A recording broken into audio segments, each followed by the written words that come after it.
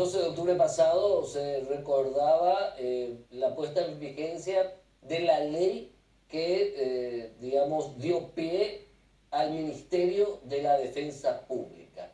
Porque antes hay que recordar, la defensa pública era una división dentro del Poder Judicial. Sin embargo, después de bastantes años de debate, después de bastantes años de discusión, de planteamiento y de presentaciones, finalmente se promulgaba en el 2011, si no estoy equivocado, el 12 de octubre de 2011, esta ley que da pie, digamos, como decíamos, a este Ministerio de la Defensa Pública, que hoy día, bajo la titularidad de la doctora Noy Mellori, está conociendo de, digamos, de una intensísima actividad institucional que está ubicando a la actividad propiamente dicho del defensor de la defensa pública en el lugar que se merece. No solamente se habla de defensor público cuando representa a una persona, a un procesado de escasos recursos. El defensor y la defensora pública tienen papeles de orden constitucional, dogmático incluso, mucho más amplios que ese. Y hoy nos acompaña un defensor público, y lo que tiene la Defensoría Pública también lo siguiente: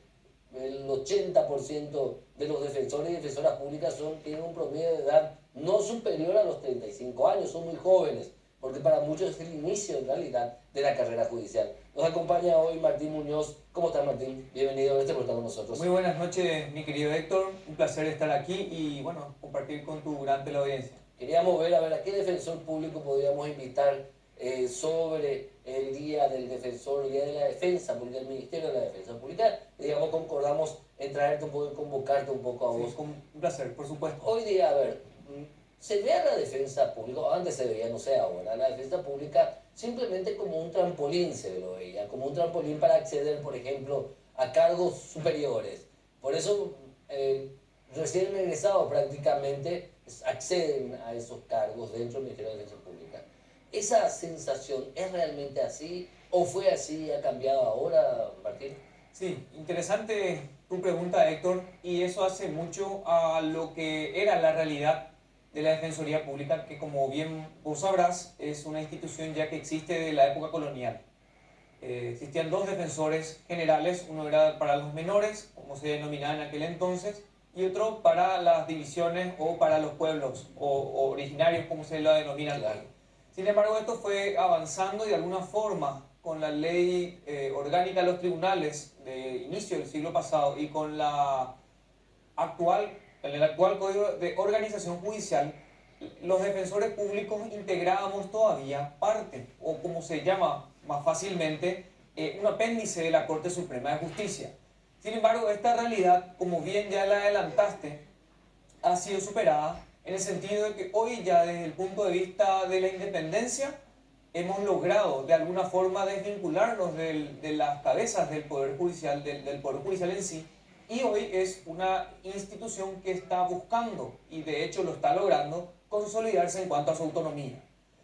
En ese sentido, es verdad lo que acabaste de mencionar, era una suerte de escuela preliminar para otros acceder a otros cargos. Sin embargo, hoy, con lo que ya ha logrado la propia titular del Ministerio de la Defensa Pública, la defensora general, la doctora Noime, ha logrado no solamente la independencia funcional, normativa y autárquica, sino que además no solamente la dignificación, sino una remuneración adecuada a las responsabilidades. Hoy día, la responsabilidad, porque es muy importante la pregunta, ¿qué hacen los defensores públicos? Sí.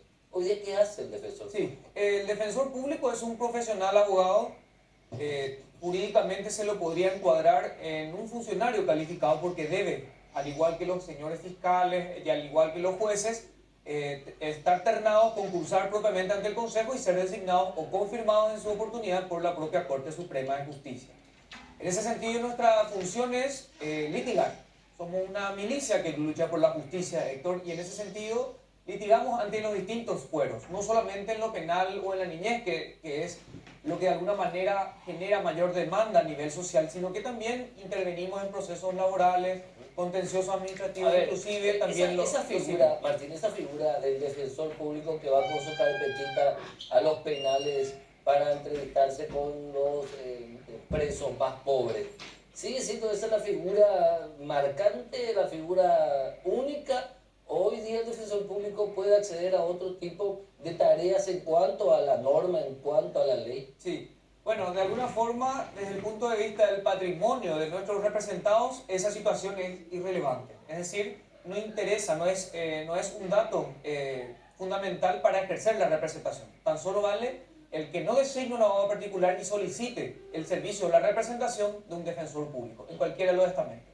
En lo penal, técnicamente, lo que acabaste de mencionar es ya una cuestión anacrónica. Hoy en día ya no es necesario disponer de un buen patrimonio o no para poder acceder a este servicio social por excelencia. Puede ser una obviedad lo que te iba a preguntar, Sí. pero la peor pregunta es la que no se hace.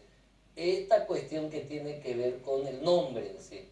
El defensor público representa solamente la parte de la defensa de una causa o puede representar también a una madre que ha sido abusada, a una criatura que ha sido secuestrada. Puede el defensor público tener, y es una obviedad inatensible, pero bueno, para que la gente vaya entendiendo y dimensionando, el defensor público puede también, digamos, yo no tengo plata para querellarle a fulano de tal que invadió mi propiedad. ¿Me puedo ir a la defensa pública para que querelle, para que sea mi querellante? Sí, es más que, no es una obviedad, Héctor. En realidad es una pregunta muy gráfica porque de alguna forma debemos aclarar que, como te había mencionado, las funciones de los defensores públicos se dividen en los distintos estamentos. En el fuero penal, técnicamente, por nuestra ley orgánica, no nos está permitido asumir y constituirnos en querella, como parte actora, llamémosle. Como parte actora, claro. No podemos, solamente en casos de defensas penales. Ahora bien, en los demás fueros, como te mencioné recientemente, en lo civil y comercial, en el fuero de la niñez y la adolescencia, independientemente a las personas que puedan acceder, pueden intervenir los defensores como parte actora o como parte demandada. Inclusive se han dado ya casos en la jurisdicción o la justicia de la niñez en que madres y padres que no pueden sufragar los gastos de un abogado particular se han encontrado litigando adversarialmente en juicios ante la jurisdicción de la niñez. Entonces se puede, de alguna manera. En los otros fueros. En lo penal, En lo penal sí no. está vedado porque para eso está el Ministerio Público, que Claro. es el órgano por excelencia acusador. Claro. Exactamente. Pero porque es muy cierto, hay madres que, por ejemplo, el progenitor de sus hijos, o de su hijo o de su hija, nunca se ha hecho cargo. Pero ¿qué pasa con esa mujer? Fundamentalmente, no tiene plata para pagar un abogado que presente un juicio o plantee un juicio de patria potestad o un juicio de régimen alimenticio. No existe. Ese defensor público puede cumplir ese papel entonces.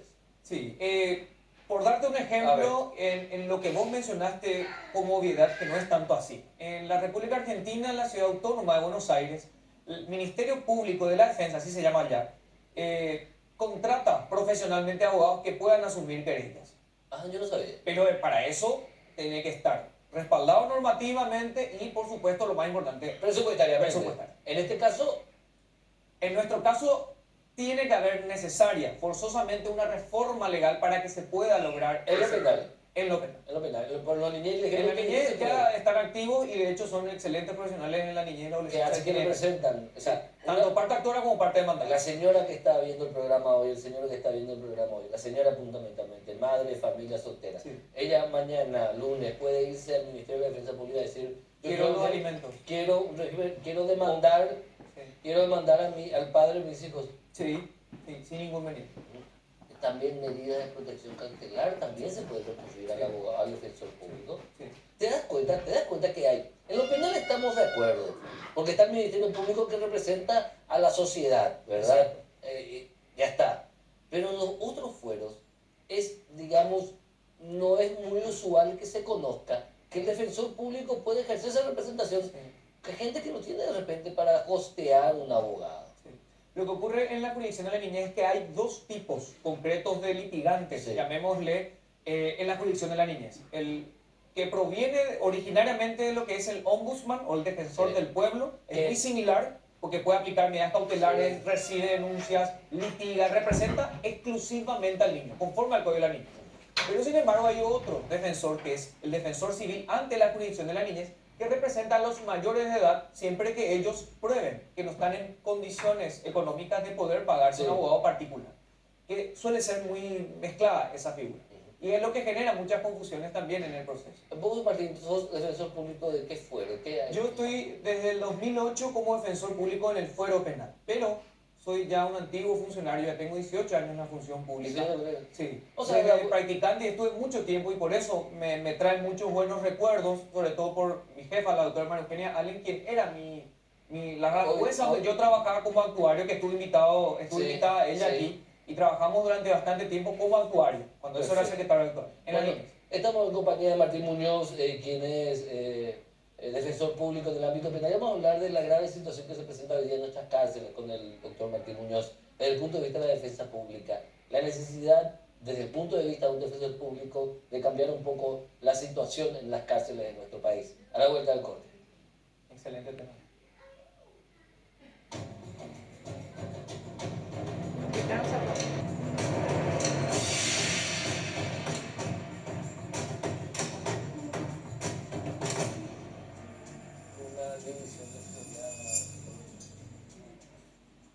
Estamos con el defensor público Martín Muñoz hablando de este Ministerio de la Defensa Pública que a mí personalmente desde hace tiempo, desde que comenzamos el programa, siempre hemos resaltado el papel anónimo en muchos casos de decenas, centenares de funcionarios, muy jóvenes la mayoría de los defensores y defensoras públicas, porque es el inicio, para mí es el inicio de una carrera judicial, creo que debe partir desde ahí, no como un trampolín, sino como una carrera. Y hablando de la experiencia personal, más allá de lo que es este 12 de octubre, que se ha recordado el Día del Defensor Público, veo un poquito a través de la experiencia de un defensor público en el área penal, la situación hoy día de las cárceles. Un dato que te doy, Martín, que vos lo conoces. El 70% de los internos del penal de Tacumbú están en proceso. Muchos por años.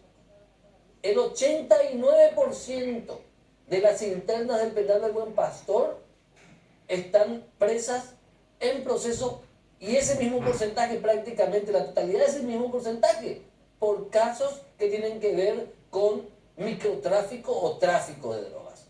Hoy día la situación penal, ¿cómo está observada desde esa experiencia que te decía Martín? Sí, muy interesante la pregunta, realmente es un tema que al Ministerio de la Defensa Pública como institución propiamente está abordando y se sensibiliza porque prácticamente la gran mayoría de todos nuestros representados son aquellas personas de escasos recursos, casualmente, quienes se encuentran en su gran mayoría privados de libertad. Claro. El inconveniente nada más también que debemos considerar es que ha habido una serie de modificaciones legislativas que de alguna forma no solamente violentan la independencia del Poder Judicial respecto a la posibilidad de los magistrados de decidir conforme a su convicción y a su conocimiento en cuanto al endurecimiento de las medidas alternativas. Yo sé que este es un tema vidrioso, pero también debemos considerar desde el punto de vista humano que hay casos de personas que no deberían estar en situación de prisión preventiva, sí, claro, y lo están. Y muchos casos que también son inocentes, al igual que en otros. ¿Qué dato tenés al respecto, por ejemplo? Y respecto a esta situación, hoy en día se están generando inconvenientes con esta nueva ley que entró en vigencia. ¿La de ejecución penal? No. La de violencia familiar. La de violencia familiar. Que de alguna manera se ha incrementado su rango, el rango en cuanto a penalidad. Ha superado los 5 años, por tanto, conforme al artículo 13 del Código Penal, constituye ya un crimen. Pero más allá de esta situación, se han generado también situaciones en que el propio origen que busca proteger a la feminidad está cayendo en una contradicción, porque hay mujeres también que están bajo la situación de violencia familiar, porque a veces también son violentas ellas, que por este tipo de leyes se encuentran privadas de su libertad, habiendo otros estamentos en donde este tipo de situaciones respecto al inconveniente o al conflicto familiar pueden ser solucionados. ¿Qué trae todo esto? La cárcel agrava aún más la situación, Héctor, y esto genera ya inconvenientes definitivos y muchas veces hasta dramáticos. Se están dando esas cosas. Se están dando. Yo tengo defendidas que han cometido, entre comillas, son sospechadas porque están imputadas por violencia familiar con respecto a su cónyuge. Y están presas. Y están presas. O sea, lo que se buscó de alguna manera con buenas intenciones a través de la coerción personal, que son medidas cautelares, se pretenden buscar soluciones a través de este medio. Y no podemos permitir que una cuestión que debe ser abordada a través de una política pública se solucione con medidas cautelares. Con la prisión preventiva no se solucionan, se agravan las situaciones de esto. Es claro lo que me está diciendo. Es así. Mujeres hoy que están presas, abusadas de violencia, imputadas por violencia familiar se encuentran en la casa del buen pastor. Pero es complicada. Es complicada. El Ministerio de la Mujer interviene en ese tipo de hechos. Y creo que ellos no tienen competencia de ese tipo de cuestiones, pero sí no podés tener asistencia. Bien, no podés tener competencia, pero no te impide eso ir a por supuesto, para la situación de las mujeres que están acá, ¿verdad? Sí, porque tienen, imagínate, Héctor, la situación de vulneración de ella. Según la regla de Brasilia, privación de libertad, pobreza y encima otra vez exclusión. Qué complicado lo que me estás contando. Es así. Sobre este aspecto, ¿verdad? Es un elemento más que se viene...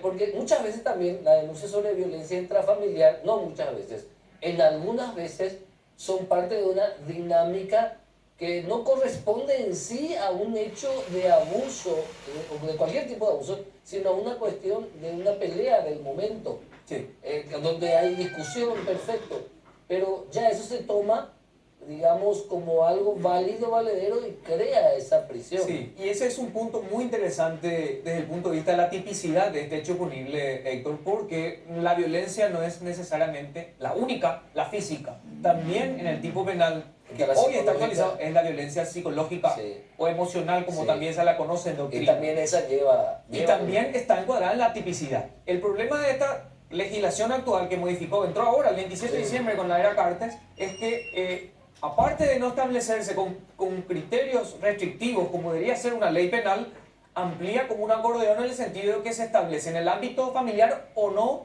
y no existiendo ni requiriendo reincidencia o reiteración en este tipo de situaciones. Totalmente de acuerdo. Bueno, Martín Muñoz, realmente el aporte que se puede dar al debate, hay que comenzar a debatir más intensamente la situación de, primero, la parte de ejecución penal, en una nueva ley de ejecución penal, lo que hace a la situación penitenciaria, lo que hace a los círculos de violencia que no paran y que van agravándose con el tiempo.